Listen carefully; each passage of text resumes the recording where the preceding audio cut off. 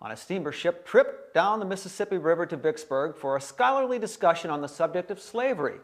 Welcome, Reverend Whippet. How do you do, Mr. Meatloaf? Actually, it's milk toast. So you met the famous Levi Coffin, president of the Underground Railroad. How did that go? Well, quite well.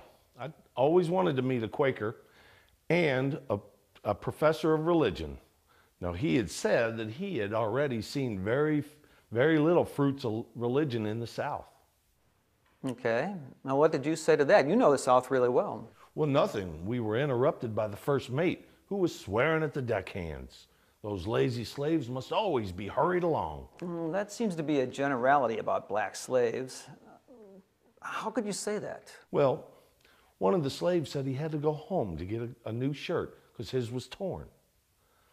The first mate was swearing at him, but he went off anyway. The first mate and his friends went after him, caught him, brought him back arms tied with a rope around his neck.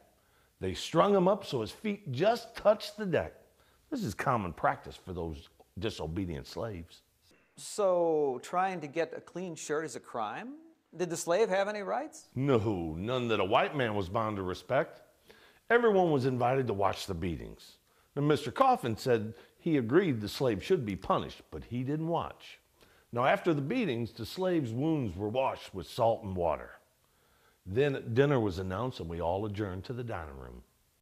Oh, then you just sat down to dinner. Didn't it bother you a little that this poor man was tortured?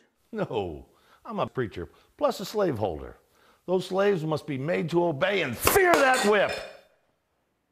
Oh, yes, I can see why Mr. Coffin thought that. He probably thought that the golden rule should be applied here. You know, do unto others as you would have them do unto you. No, if you lived in the South, you'd lose those tender notions about slavery. Well, I left from my plantation after that to New Orleans. Oh, I see. Well, thank you, Reverend Whippet, for letting us in on your distinguished Southern viewpoint.